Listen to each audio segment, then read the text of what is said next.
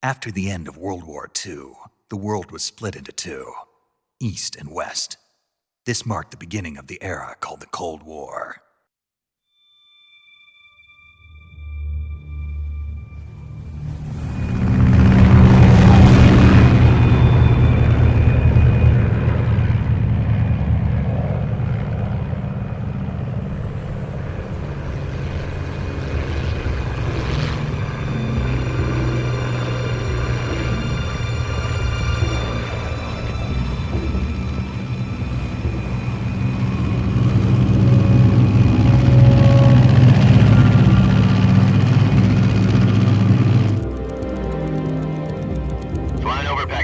Altitude 30,000 feet. Approaching Soviet airspace. 20 minutes to drop off. Commencing internal depressurization. Equipment check. Arm main parachute. All right. You ready to go? Drop zone still showing a high pressure mass. Cav okay.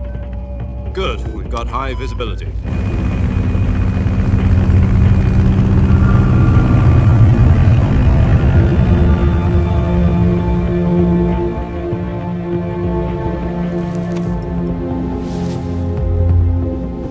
Put out that cigar. Connecting oxygen hose to interior connector. Put on your mask.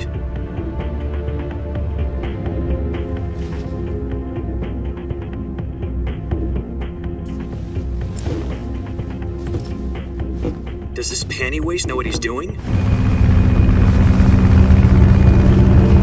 Approaching release point. 10 minutes to drop off. Hey! Are you deaf? He said put out the cigar and put on your mask.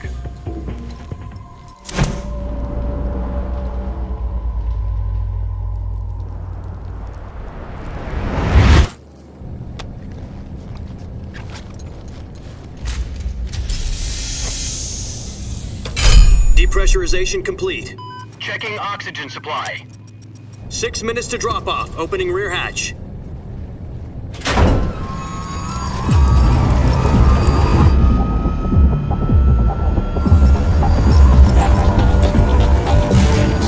Sunrise.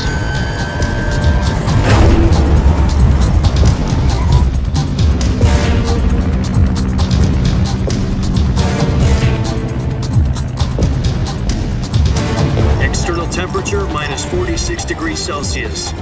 2 minutes to drop off. Stand up. You'll be falling at 130 miles per hour. Try not to get frostbite from the wind chill. 1 minute to drop off. Move to the rear. Activate bailout bottle. This is one for the history books. The world's first halo jump. 10 seconds to drop off. Stand by. Status okay. All green. Prepare for drop off. Countdown. 5, 4, 3, 2, 1. Spread your wings And fly. God be with you.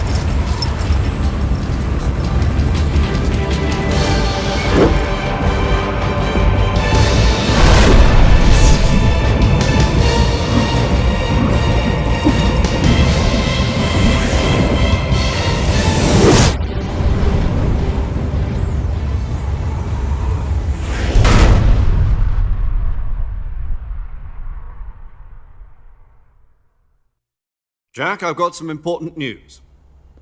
The head of the CIA has finally given us the green light for the virtuous mission. Virtual mission? No, the virtuous mission. The future of our Fox unit depends on it. If it succeeds, we'll be officially organized into a unit. Virtuous mission? Sounds like some kind of initiation ritual. You know, don't get cocky. This isn't a training op. Right. So what exactly is this wonderful mission?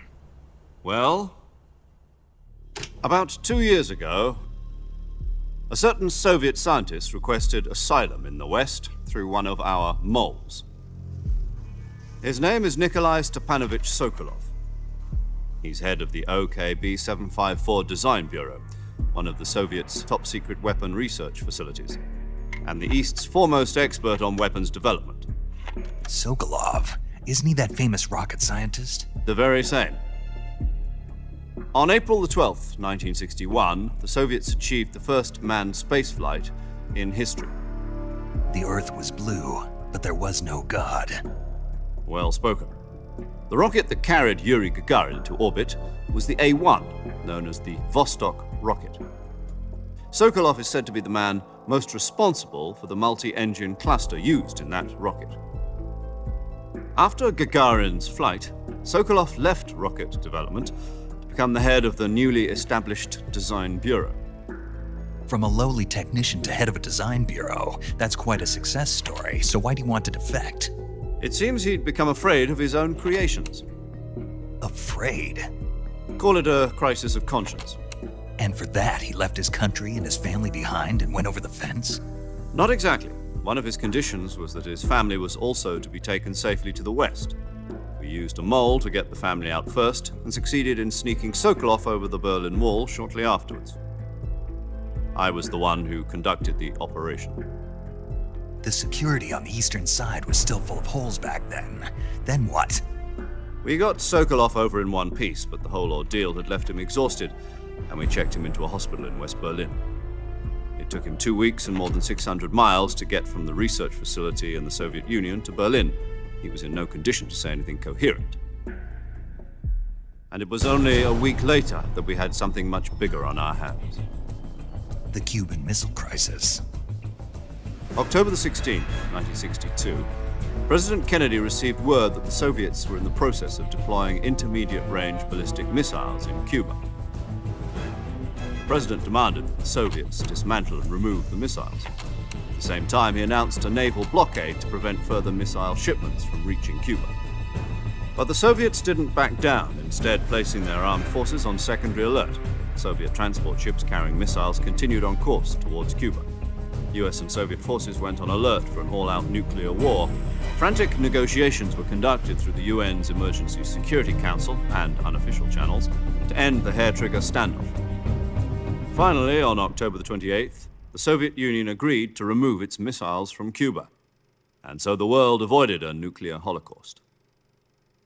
But in order to get the Soviets to pull their missiles out, we had to make a deal. You mean the one where the US agreed to remove its IRBMs from Turkey? No. The Jupiter IRBMs deployed in Turkey were obsolete, and we were going to get rid of them anyway. They had no strategic value whatsoever to either the US or the Russians. The Turkey deal was a ruse, a cover story that was fed to the other intelligence agencies around the world. So what did the Russians really want? Sokolov. They wanted us to return Sokolov. You mean the Soviets pulled out of Cuba just to get their hands on Sokolov? That's right. What the hell was he working on? At the time, we had no idea. We were running out of time. It was either give up Sokolov or risk full-scale nuclear war. In the end, we had no choice. President Kennedy gave in to Khrushchev's demand. The next day, I got Sokolov out of the hospital, handing him over to agents on the eastern side. Sokolov kept on screaming, "Save me," until he disappeared from my sight. Then a month ago, we received some new information from one of our moles. About Sokolov? Yes. He was taken back to the research facility and forced to continue working on the weapon in question under KGB supervision. What's more, it's on the verge of completion. So what kind of weapon is it? Something to do with space rockets? No, missiles.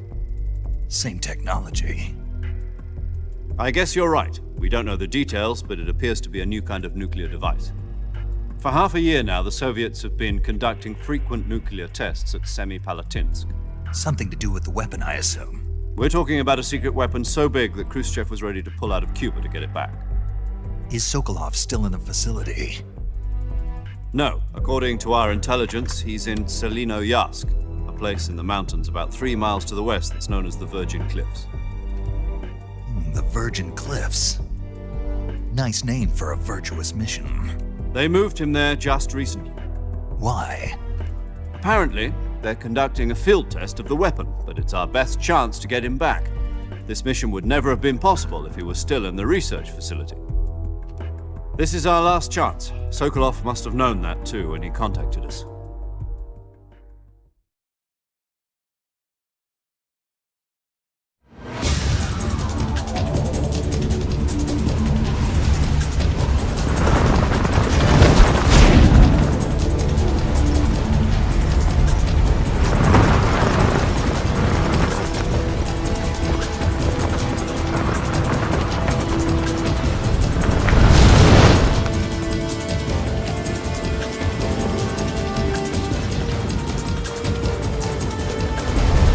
Listen up, Jack. Your mission is to infiltrate Selino-Yask in the Soviet mountains, ensure the safety of Sokolov, and bring him back to the West.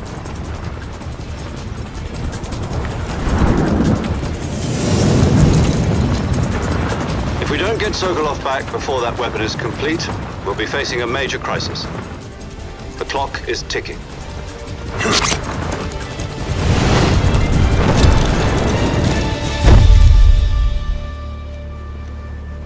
Once we've confirmed the rescue of Sokolov, stand by at the recovery point. A recovery balloon will be dropped at that point. Helium will be pumped into the balloon to inflate it. The process takes about 20 minutes. Once it's complete, the gunship's arm will latch onto the balloon and pull it up. The Fulton surface-to-air recovery system. I'm familiar with the theory. Take it easy. It's been combat proven. Do you think Sokolov is up to it? The shock will be less than during a parachute jump, and the arm can handle up to 500 pounds. So you're planning on going over the border in a single combat Talon? She's equipped with two 6-barrel 20mm Vulcan cannons, as well as two 40mm machine guns. Sounds like she could hold her own against a battalion of tanks. Even with the fuel in the reserve tank, we're facing a 4-hour time limit. If all goes well, it shouldn't take more than a few hours. Home in time for dinner. But if anything goes wrong, You'll be eating dinner, breakfast, and all the rest of your meals in the jungle.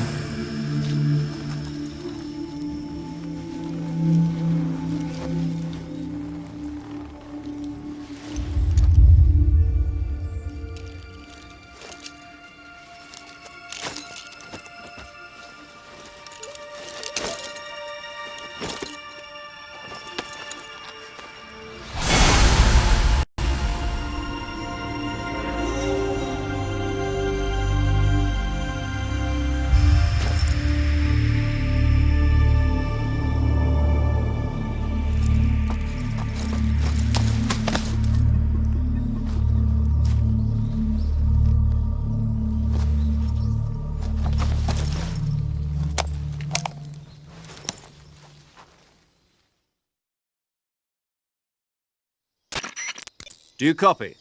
You're already in enemy territory, and somebody might be listening in. From here on out, we'll be using code names to refer to each other. Your code name for this mission will be Naked Snake. I'll be referring to you as Snake from now on. You're not to mention your real name. Snake? What, you don't like snakes? What do you mean? You've eaten one before, haven't you? In survival training. I'm glad to hear that. I don't know if I'd ever order one in a restaurant, but... Be careful, you might not have a choice. What about you, Major? What should I call you? Let's see. I'll be Tom. Call me Major Tom. This will be a sneaking mission. You must not be seen by the enemy. You must leave no trace of your presence. Is that clear? This kind of infiltration is the Fox unit's speciality. In other words, weapons and equipment are procured on site. That goes for food as well. You're completely naked, just as your name implies. Great. Now I see why you asked me if I like snakes. I suppose calling me Snake was your idea of a joke, too. No, there's a good reason for that. I'll tell you later when the time is right. Gotcha. Getting back to the subject, how exactly am I supposed to feed myself? You've been issued a knife and a tranquilizer gun. Use them to hunt for food. You'll also find some medical supplies in your backpack. Yeah, about the backpack. I lost it in a tree on the way down. I see. Well, you'd better go back and get it then. You know where it is? No problem. I can see it from here. It's stuck on a branch. To climb a tree, stand in front of a tree that's covered in ivy and press the action button. I'll be monitoring your progress over the radio. We can't risk violating Soviet airspace, but I'll be in the gunship. My frequency is 140.85. I'll give you a call if I need to talk to you.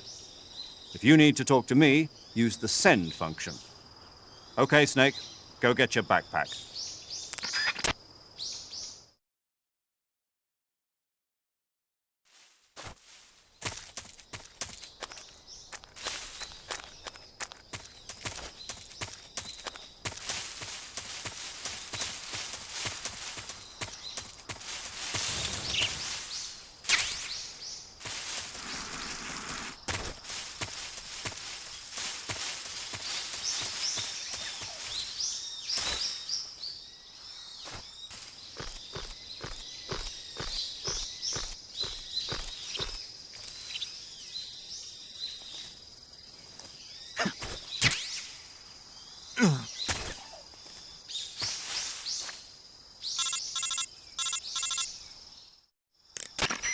I see you've retrieved your backpack, Snake. To equip a weapon, it's necessary to take it out of your backpack. In the survival viewer, choose Weapon from the backpack. Your available weapons will be displayed in a window in the upper left. From that list, choose the weapon you want to equip and press the Enter button. For other equipped items, just do the same thing from Item. Got it. Use the survival viewer backpack. Yep, that's right. Survival is fundamental to this mission. After you've been out in the field for a while, your stamina will start to drop. If your stamina gets too low, it'll affect your performance. You won't be able to shoot accurately, for example, and your wounds won't heal as smoothly. Keep an eye on your stamina so you don't run out. To recover lost stamina, you can hunt for local flora and fauna. You can use either your tranquilizer gun or your knife to hunt. My only weapon is a Mark 22 Hush Puppy tranquilizer gun? That's right. It's been fitted with its own suppressor. However, the suppressor will deteriorate every time you fire. Once its durability reaches 0, the noise suppression effect will be gone. So don't get too trigger happy with it. The suppressor's durability is shown in the icon. Any weapons and equipment beyond what you're carrying now, you'll have to find as you go. I have to find my own weapons and equipment? Whose crazy idea was this anyway? Solo covert actions are standard Fox operating procedure. You can't leave any traces of your presence. No weapons, equipment, footprints, sweat, or bodily waste. The same goes for bullets and cartridges, too. Your presence in enemy territory is already a violation of international conventions of warfare. There aren't supposed to be any American soldiers in Russia. It could spark an international incident. You can't let anyone see you. You can't let the enemy know you're there. This is a stealth mission. You're a ghost, Snake, in every sense of the word. And there'll be no rescue if you're captured. The military and US government will deny any involvement in the affair. Then I'll just have to take care of myself, huh? I'm afraid so. You've been given a fake death pill for that purpose. SIS guidelines stipulate that soldiers on covert ops like this one be issued a potassium cyanide capsule. Tape it to your body so you can take it when you need to. How generous of you. Use it if you're taken prisoner by the enemy. It'll send you into a state of false death for a short time. Fooling them into thinking that I'm really dead. So how do I come back to life? Just take the revival pill. You mean that thing they put in my tooth before the mission? That's the one. But be careful. If you remain in a state of false death for too long, nothing will be able to bring you back. Remember that. I'll keep it in mind. You said this was a solo mission, right? Right. I guess that means I can't count on any reinforcements. Correct. The mission rests entirely in your hands. A real one-man army. Relax. There's a support team ready to back you up over the radio. Who? I'll introduce them to you. This time, survival is of utmost importance. The first member of the support team will be in charge of monitoring your physical condition, acting as a medic, so to speak, as well as recording your mission data. She's a member of Fox as well, and she's here on the gunship with me. She? Hello, Snake. I'm paramedic. Nice to meet you. Paramedic. As in a medic who comes in by parachute. Aren't you going to tell me your real name? Are you going to tell me yours, Mr. Snake? My name, huh? It's John Doe. And they call you Jack for short. You're a regular Captain Nemo. A name means nothing on the battlefield. After a week, no one has a name. What's your name? Jane Doe. Very funny. I wasn't joking, but I'll tell you my name only if you manage to make it back alive. My frequency is 145.73. She's also in charge of recording your mission data. Whenever you want to save, send a message over the reserved save frequency, 140.96. So saving lets me record my mission data. That's right. It also records the state of your health. Good to know. There's one more person I want to introduce you to, Snake. Huh? Speaking of snakes, you remember the boss, don't you? A legendary soldier and your mentor. Actually, it was the boss that got the DCI's authorization in the first place. She's going to be serving as Fox's mission advisor. The boss is? She also helped me plan this mission. She and I were at SAS together. Jack, is that you? How many years has it been? Boss? That's right. It's me. Oh. Talk to me. Let me hear your voice. It's been 5 years, 72 days, and 18 hours. You've lost weight. You can tell just by the sound of my voice. Of course I can. I know all about you. Really? Well, I don't know anything about you. What's that supposed to mean? Why'd you disappear on me all of a sudden? I was on a top-secret mission. You didn't need me anymore. But there were still so many things I wanted you to teach me. No, I taught you everything you needed to know about fighting techniques. I taught you all I could. The rest you needed to learn on your own. Techniques, sure. But what about how to think like a soldier? How to think like a soldier? I can't teach you that. A soldier needs to be strong in spirit, body, and technique. And the only thing you can learn from someone else is technique. In fact, technique doesn't even matter. What's most important is spirit. Spirit and body are like two sides of a single coin. They're the same thing. I can't teach you how to think. You'll just have to figure it out for yourself. Listen to me, Jack. Just because soldiers are on the same side right now doesn't mean they always will be. Having personal feelings about your comrades is one of the worst sins you can commit. Politics determine who you face on the battlefield. And politics are a living thing. They change along with the times. Yesterday's good might be tomorrow's evil. Is that why you abandoned me? No, it had nothing to do with you. I already told you, Jack. I was on a top-secret mission. A soldier has to follow whatever orders he's given. It's not his place to question why. But you're looking for a reason to fight. You're a natural-born fighter, but you're not quite a soldier. A soldier is a political tool, nothing more. That's doubly true if he's a career soldier. Right and wrong have no place in his mission. He has no enemies and no friends. Only the mission. You follow the orders you're given. That's what being a soldier is. I do whatever I have to get the job done.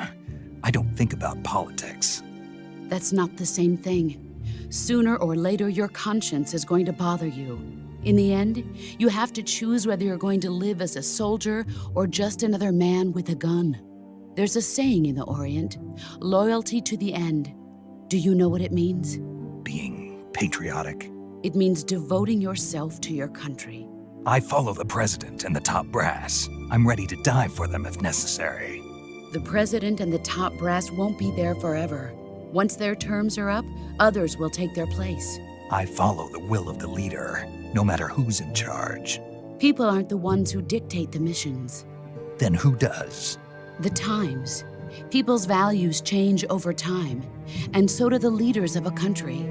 So there's no such thing as an enemy in absolute terms. The enemies we fight are only enemies in relative terms, constantly changing with the times. As long as we have loyalty to the end, there's no point in believing in anything, even in those we love. And that's the way a soldier's supposed to think?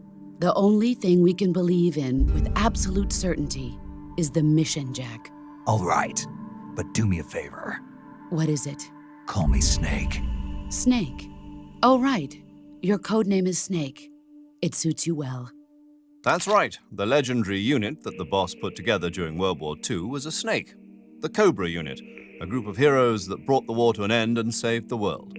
As long as you've got a legendary hero backing you up, you'll be fine. Isn't that right, Snake? Yeah, I can't think of anyone else I'd rather have with me. Oh, and one more thing, boss. Yes? It's good to hear your voice again. Same here. After all, who knows if either of us will make it out alive? Snake, you are always best at urban warfare and infiltrating buildings. But this is the jungle. Survival is going to be key. Those CQC techniques I taught you are sure to come in handy. CQC? Close quarters combat, huh? I've been in the Green Berets for the past few years. I'm probably pretty rusty. Not to worry. I'll be here to help you remember. After all, this is your first actual survival mission. I'll be supporting you over the radio. Where are you, boss? Next to the Major? The boss is communicating with us by radio from aboard a Permit-class submarine in the Arctic Ocean. My frequency is 141.80. Call me if you need my advice on battle techniques. Gotcha. Your mission is to retrieve Dr. Sokolov. Dr. Sokolov is being held in an abandoned factory located to the north of your current position. Avoid heavy combat and don't let anyone see you. Don't forget that this is a stealth mission.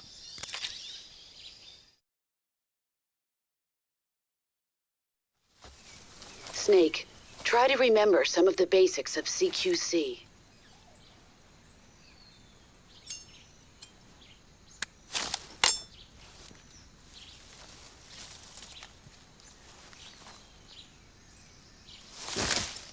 Commencing virtuous mission now.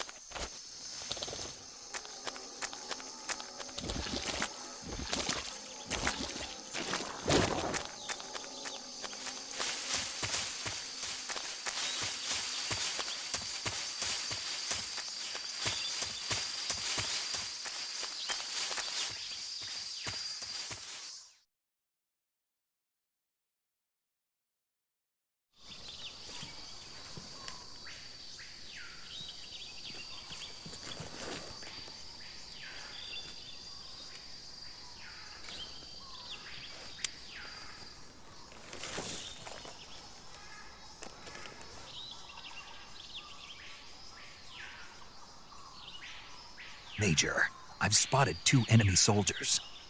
They're probably KGB troops sent to guard Sokolov. AK-47s and grenades.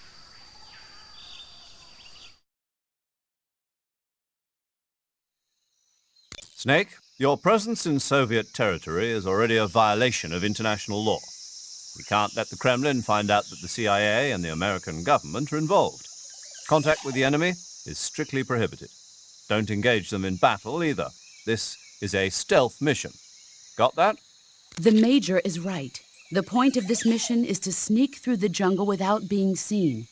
The success of the mission depends on how well you use your camouflage. Change your camouflage by selecting Camouflage from the Survival Viewer. The Uniform option lets you pick your uniform, while the Face option lets you change your face paint. Choosing camouflage that blends in with your surroundings will help you conceal yourself more effectively. Also, don't forget that anything that moves will stand out in the jungle. If you just stand up and run around like an idiot, you're bound to be spotted. But if you crawl instead, you should be able to sneak by without being noticed. You can see how effective your camouflage is by looking at the Camo Index. The Camo Index shows how well your current camouflage blends in with the surrounding area. The higher the value, the harder you are to spot, and vice versa.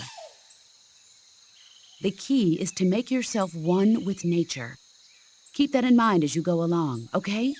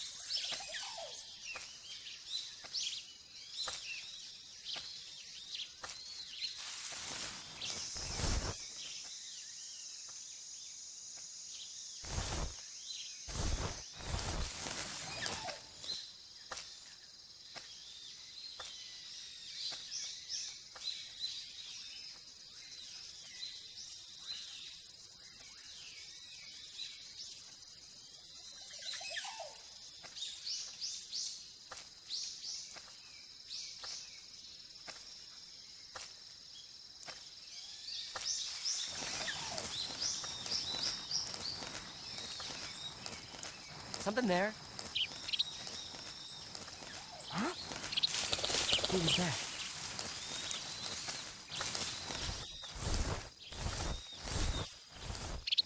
Huh? Something there.